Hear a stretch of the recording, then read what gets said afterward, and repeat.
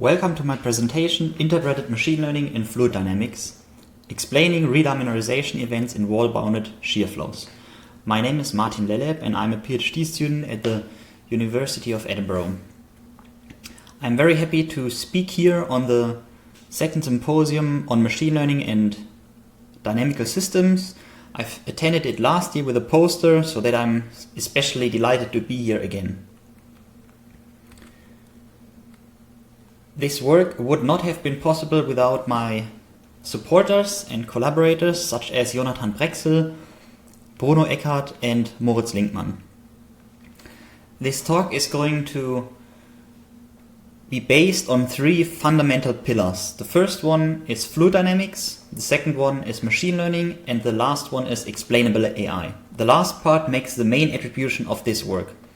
Fluid dynamics is my background. I studied physics at the Philipps University in Marburg, and my personal interest these days lies in machine learning. I'll show you here a picture of a groundbreaking work by Geoffrey Hinton from 2012, where they used convolutional neural networks for the first time in the process and task of image classification.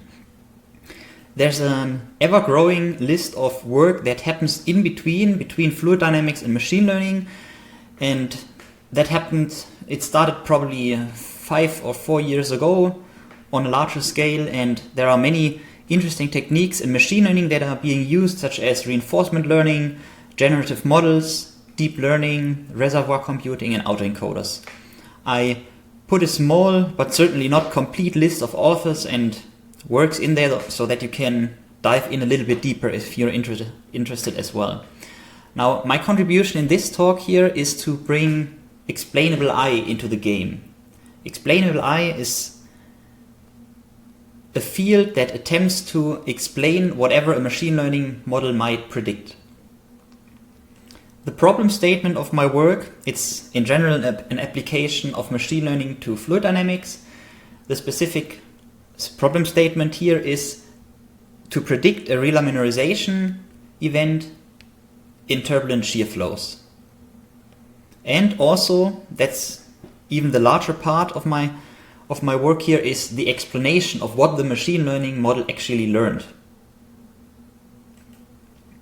I would like to give you a few shortcuts on this slide here. You can skip ahead, for instance, to the results or to the machine learning or fluid dynamics part if you're interested only in these. Speaking of the fluid dynamics part, I would like to start with that. So this part serves the purpose of synchronizing everybody to the most relevant phenomena I speak of in terms of fluid dynamics in this talk. So the first question that I would like to answer roughly is, what is turbulent, or what is turbulence? In fluid dynamics, one deals with flows and fluids, and these fluids and flows, they have certain states of motion. The most boring and the most basic state a fluid can take is to simply sit around and do nothing. Another one would be a laminar state, meaning there is a velocity, but it's very regular and there's not much deviation from this regular flow. Turbulence is now another flow state of a fluid, and it's a flow state in which the fluid moves chaotically. However, it's not just chaotic motion, such as the chaotic motion that you see in the Lorentz system or others, but there are a few additional characteristics, and the characteristic that I would like to point out here is the multiscale type. That means that when you inject energy into the flow system, for instance by stirring a cup or so, the energy is broken down from a large scale to ever so smaller scales and lastly dissipated on the smallest scale. Turbulence is present in daily life. Everybody encounters it. So if you look up in the sky, you can see the sun, for instance. The sun is a combination from turbulent, hydrodynamic and magnetic processes. If you look not as far, but rather in the Earth atmosphere, you can see the weather, which is dominated by turbulence all over the place. And you can even find it in quite small scale systems, such as biological systems. Lastly, you can also find it when you sit in your car, go to work every day, as the flow around your car, it's typically turbulent. I would like to show you a small video. It's not a video that I produced myself, but I took it from colleagues from Dresden. And what is shown in the video here is a box, and there's a fluid in between, and there are two plates that confine the fluid. So there's a top plate and a bottom plate, so the flow is kind of in a channel. And the color that you can see here encodes fluid velocity, and there are also isolines of the Q criterion that show small scale structures on the top and on the bottom. And clearly you can see that it's quite irregular. So literally everything is irregular, from the fluid velocities to these structures on the top and on the bottom. Okay, the next thing that is important for the talk is the phenomenon of relaminarization. Now, turbulence that I just showed is a flow state that is not necessarily permanent. So it's also called a transient chaotic phenomenon. That means that while you look at the flow at one point in time and it's turbulent, maybe in the second, after a few minutes later or so, when you look at it again, it is not turbulent anymore, but rather laminar. So the lifetime of the turbulence is not infinite, but it's rather finite. The distribution, the probability distribution of these lifetimes of turbulence is exponential, as I show you here from a work of Tobias Schneider et al. From 2008. Now, this characteristic aspect of turbulence is quite important because it describes one aspect of the chaotic saddle that is part of turbulence. And speaking of the chaotic saddle, I show you here a 2D schematic sketch where you can see a turbulent trajectory in red that traverses in a space with unstable states. Now that space would be called turbulent state. But at some point you can see that the trajectory leaves that space and falls back to the laminar fixed point. And that's exactly what relaminarization is. It's a sudden collapse of the turbulent dynamics onto the laminar state. I would also like to show you a small video or a small demonstration of that phenomenon. This time I did it myself, so it's a video that I rendered based on a flow simulation. Let me explain you the left part first. I show you color-coded there the x velocity. Again, in a box, it's always the same geometry here. And to the right, you can see the energy inside the box, or the energy of the flow field that is inside the box. You can see the energy up to around 2000 is quite irregular. It's going up, it's going down, it's quite spiky. And also, if you look at the left, you can see that the whole motion is quite irregular. You can see that it's being strong, being weak, and so on. But once it reaches around 2000 time units, and there's no real precursor, so you can't really see that or see why it suddenly relaminarizes. But exactly starting from 2000, that's a relaminarization event in a shear flow here. I fast forward a bit. You can see that starting from 2000 around, you can see that it's essentially dying out and there's no motion anymore. No chaotic motion, at least. Okay, so why is relaminarization important? There are two parts to it. The first one being applications, the second one being understanding. Now, in applications, it's generally quite interesting to avoid or induce relaminarization. Speaking of the avoiding part, for instance, you would like to avoid relaminarization because you want to keep up turbulent mixing. Or another nice example is that you would like to avoid relaminarization again because once the flow relaminarizes, the mean flow speed increases, and that might be problematic for valves or other mechanical parts inside your pipes or so. In general, one could conclude from this applications part that it would be interesting to control relaminarization. For instance, in pipelines or around cars where you would like to induce or avoid relaminarization. The second part is the understanding part, and there it is important to understand that relaminarization, it traces the edge between chaos or turbulence and the laminar state, and therefore one can learn about the turbulent phase space structure by studying relaminarization. In general, relaminarization, it's super exponential in the Reynolds number, and normally relaminarization happens in patches, so not a whole flow relaminarizes at once, but rather in patches, and it's quite local at first. So therefore it's also interesting for the transition to sustained turbulence, where essentially there's no relaminarized spots anywhere in the volume around anymore. The flow system that we use here is a so-called sinusoidal flow. It is a Newtonian fluid that is described by the incompressible Navier-Stokes equations.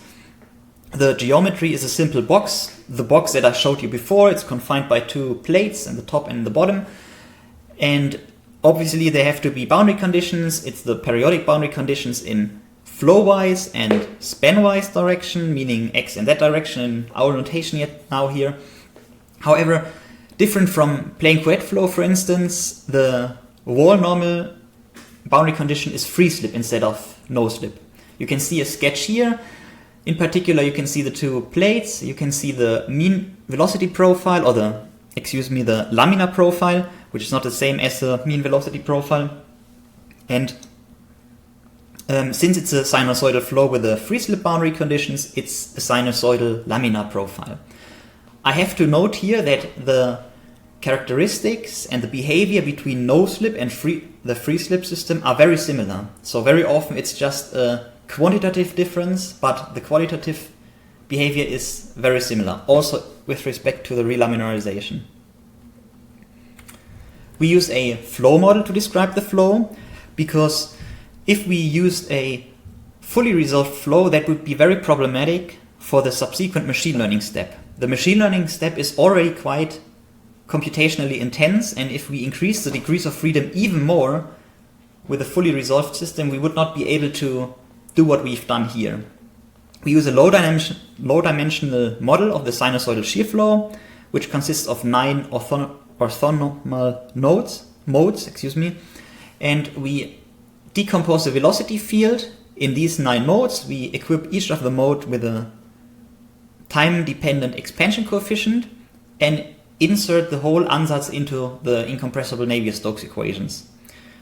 The last step to obtain the final dynamical system is to perform a Galerkin projection onto the 9 modes that we've chosen, and after that we obtain a nonlinear ODE in the temporal expansion coefficients A that you can see down below here.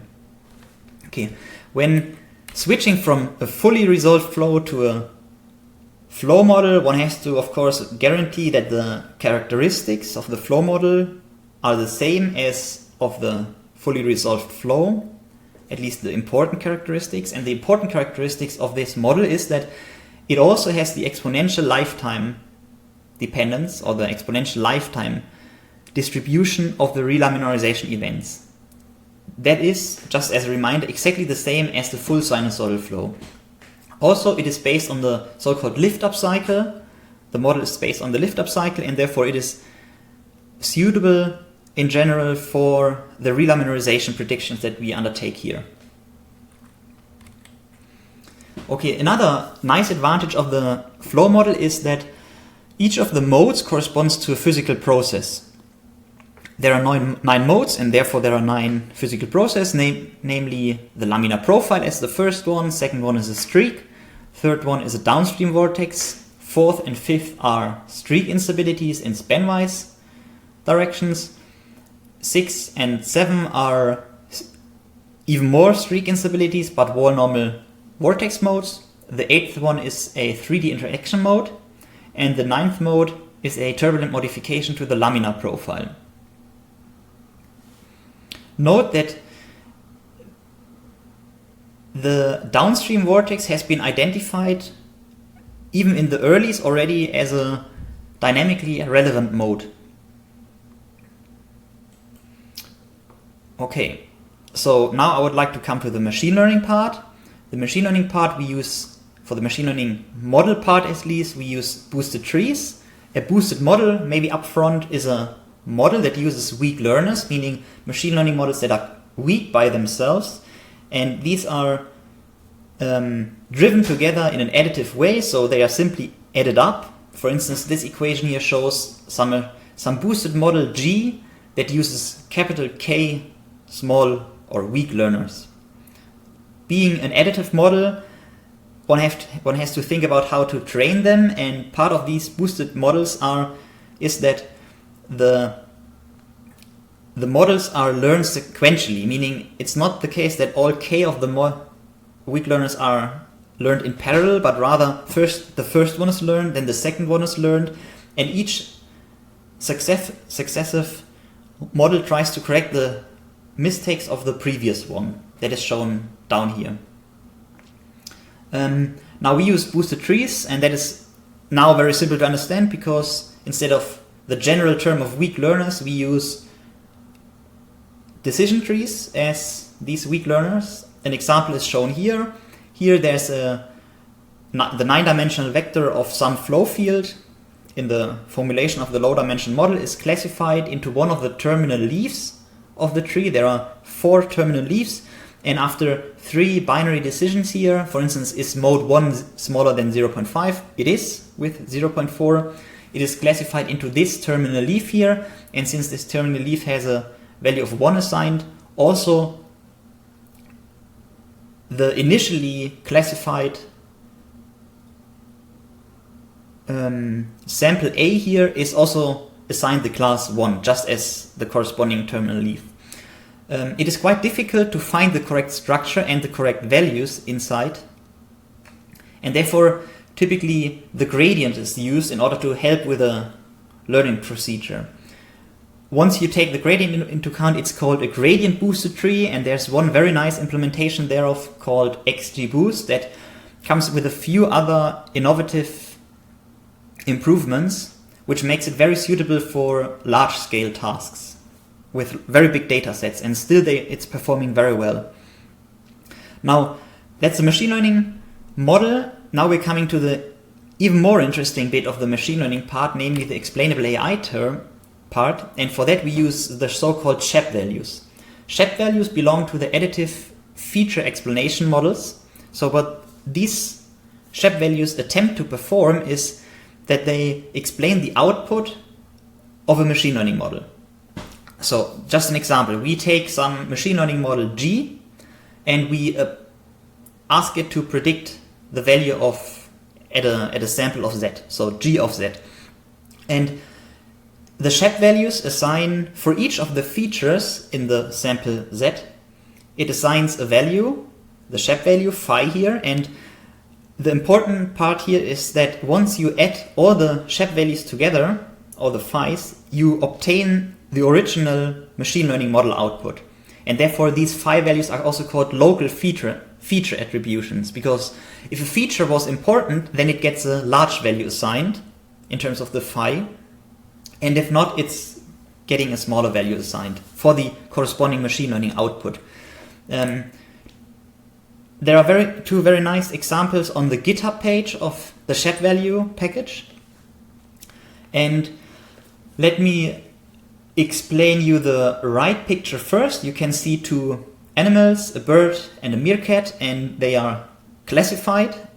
So there are 2 classes. For instance, the bird can be classified into one of the classes, and the meerkat as well. And the pixels that are shown here in red, they show the regions that contributed to the decision of the machine learning model. That means that the red pixels made the machine learning model, led to the machine learning model to classify that picture towards meerkat and the dowitcher. So it's obviously once the facial expression or the facial part of the lower sample, and also the facial and the beak part of the upper example. Now there's also a nice other example with numbers that are generally easier to understand. Let's focus here on the 4 The 4 is classified as number, and therefore you can see 10 values here shown to the right. It is obviously the number 4, so we would expect it to be classified as 4, and it is because the features of the picture made the machine learning to classify it as 4, essentially. If we look at, for instance, 9, the lacking stroke in the top of the 4 reduced the probability of being classified towards a 9, but rather being classified towards a 4. Okay, the SHAP values, they have a specific choice to these phi's, and essentially it's quite simple, at first at least. You simply use a subset of features, you add the feature that you would like to study the importance of, compute the machine learning output, you remove that feature again, compute the machine learning output model again, and subtract them from each other. So there are, however, a few technical difficulties, and one of them is, for instance, how to evaluate these subsets of features, and the SHAP values found a solution to these problems, essentially. In general, one has to say that all kinds of all possible coalitions are computed. So each of the coalitions that are possible are computed, then the feature is added, removed, the difference is computed, and then there's a weighting factor that is in favor of small subsets in order to get the weighting correct. The phi, or the SHAP values, they depend on the feature, obviously, because it's a feature that is to be explained, or the feature attribution for that feature, the model to be explained, and also the sample to be explained. And there are two interesting facts here in the brackets, because first, it is model agnostic. It does not matter what kind of model you give it, linear model, boosted tree, deep learning, whatever you like. And also it's a per sample explanation, so you can give it only a single sample and it does also explain just that single sample. With these machine learning basics in mind, we come now to the relaminarization prediction. The task at hand is to predict a relaminarization event, a time horizon TP ahead in time.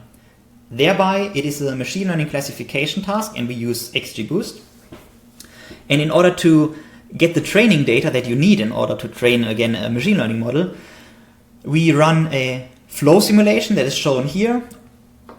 You can see the laminar mode in red, all the remaining modes in black. And subsequently, we detect the relaminarization by an energy criterion. So once the energy in all the turbulent modes, meaning modes 2 to 9, is small enough, we consider it to be a relaminarization event. After that, we go ahead and extract features for each of the classes does relaminarize and does not relaminarize from this trajectory.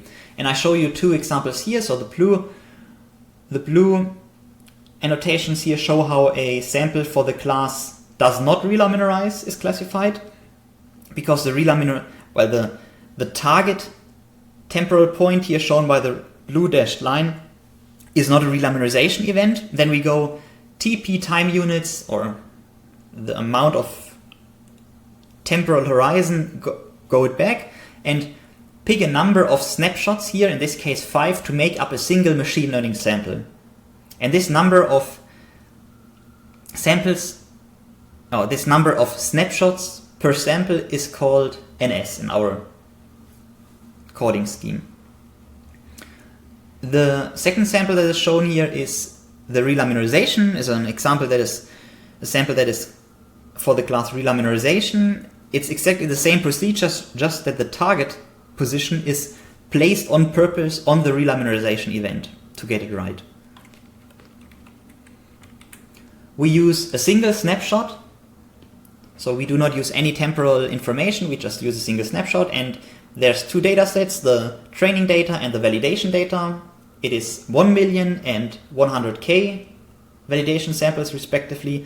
It's balanced data sets in order to have the same amount of samples per class, and we use a Reynolds number of 250 for the flow system in order to avoid too long waiting times because of the exponential decay or the exponential lifetime distributions. Okay, with that I would like to come to the results finally. Now, first we have to start a little bit flatter and a little bit boring. We just have to assess how well the machine learning classifier works.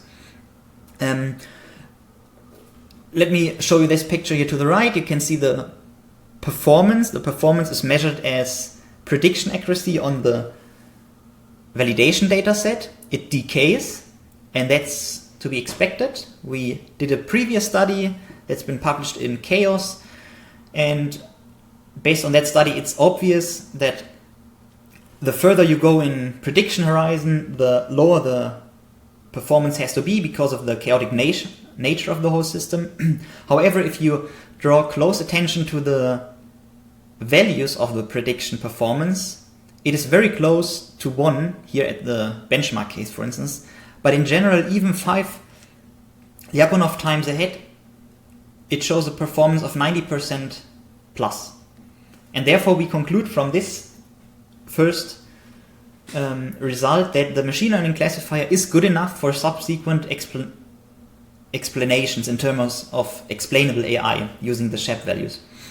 Now we wanted to dig a little bit deeper and see if the classifier also performs well out in the wild, and therefore we ran a fluid simulation, but we coupled the machine learning system to the fluid simulation to do an online prediction.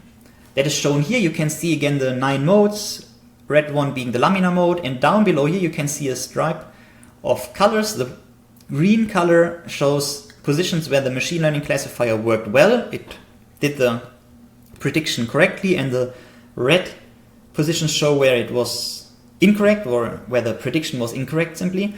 And now, in order to compare the two performances, so we trained the machine learning classifier on the synthetic data set as training set and evaluated it on the validation data set. In order to compare now these tasks, we turn towards the confusion matrix. The confusion matrix is a matrix that has all the potential classes along one axis and all the potential predicted classes on the other axis, and therefore we have a 2x2 matrix.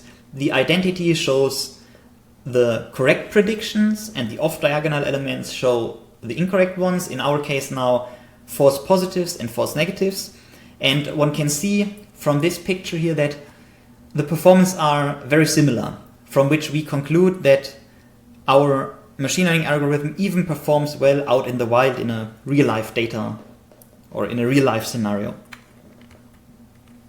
Okay, finally we come to the interpreted machine learning part. That's now the main contribution of our work. We computed the SHAP values for the 100K validation samples. The picture is a little bit comprehensive, so I want to explain it to you first. You can see the 9 modes because there are 9 features. Each of the mode is a single feature, and it's SHAP, it's histograms, and therefore the SHAP values is shown on the x-axis, and I zoomed into one of them to make it a little bit easier to see. And what you can see here, first of all, it's 2 histograms, the lower one being for the validation case, the upper one being for the interesting, more difficult case. And that's the one that I would like to draw your attention to. You can see that there is a distribution that is bimodal. And the bimodality, it falls apart when you condition on the 2 classes that we were training on. That means again that the classifier output is explained differently for the 2 classes.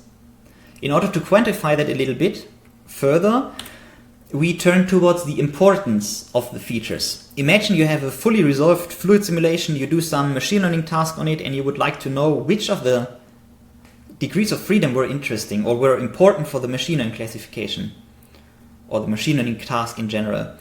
That is per se not an easy task. And what we do here is we solve that difficult task by employing the SHAP values for that scenario. So we compute the SHAP values again and take the mean absolute SHAP value over all the samples in order to quantify importance. The results that I show you to the right are for the 5 Lyapunov times case, which is 300 time units, and you can see that modes 1, 3 and 5 seem to be important for the classification. Just as a reminder, it's the laminar mode, it's the downstream vortex, and it's one of the streamwise instabilities of the streak. Also, interestingly, you can see that the importances depend on the class, essentially. You can see, for instance, here for mode 7 that it is quite important, or it's rather important for samples from class 0, but not so important for samples from class 1. Now, next step, we tuned the prediction time to see if there's a consistent behavior, and we tuned from 200 to 450. And indeed, we can see that these modes that I showed you before, the laminar mode, the downstream vortex, and the span-wise streak instability remain important. So you can see the laminar mode remains important for all of the cases, and then there are two bands where these two modes are also important, the downstream vortex and the span-wise streak instability. However, the relative importances, of course, might change. So at one prediction horizon, maybe the laminar mode is more important, and the other one at another prediction horizon, maybe the span-wise streak instability is more important. Okay, so as a reminder, the SHAP values, they removed a single sample. Now one could ask what happens if one removes not samples, but features. What happens when multiple features are removed? And that's exactly what the so-called SHAP interaction values do. They are something like a pairwise SHAP value computation. And again, we use the mean absolute version thereof to quantify importance, and we find that for the two classes now, for both of the two classes, the mode combination 3 and 5 is important, but only for the class 0, it's also that the mode combination 4 and 5 is important. Okay, with this, now I would like to come to the summary finally. Now, the whole project needs to be understood as a demonstration of interpreted machine learning for fluid dynamics. We trained a classifier to predict relaminarization events and found that the prediction performance is quite good, 90+% for 5 Lyapunov times, and we find that it's also applicable for real-life tasks, for instance, in parallel to a fluid simulation. Now, the next step was that we looked into the importance of the feature for that machine learning task, and that's also the main attribution because it's the interpreted or explainable AI part, where we first find that the SHAP values show bimodal distributions, the feature importances depend on the class, and now the two most important parts follow. We identified mode 3 and mode 5 as important next to the laminar profile. It needs to be said that mode 3, the downstream vortex, is known to be important for the dynamical behavior of turbulence. There is a number of work that spans from experimental studies to theoretical studies that show that the downstream vortex is indeed interesting and indeed important for the dynamics. So in that sense, we find already present knowledge just by data-driven modeling. And the other part is that we find another mode. So there are two streak instabilities, the one that is in the spanwise or the spanwise streak instability and the wall normal vortex, and we find now here that the spanwise streak instability is also important, next to the already known downstream vortex. What are the implications and further steps? So it would be very interesting to apply the same recipe to a larger flow system, a larger flow model potentially, and ultimately also to a fully resolved flow. That is interesting because based on SHAP values, it would be possible to formulate a control algorithm that either avoids or forces relaminarization, enforces relaminarization. For that ambition, it would be good to use the per sample explanations. As we have done now statistical evaluations of the SHAP values, it is completely possible to only concentrate on single samples and base your control decisions on whatever the SHAP values return to you. With that, I would like to thank you for your attention. If you have any questions, then please feel free. I'm very happy to discuss also what you think about it. Lastly, I have a question to you. We are in the process of writing a manuscript, and we are thinking about publishing the code. If you're interested in the code, then please go to this website here. It's a Google Forms, and you can very easily just state your interest. If you're also willing to, you can also leave your contact information, so we can reach out to you. But if there's enough interest, we would be happy to publish it on GitHub. With that, again, I would like to thank you for your attention.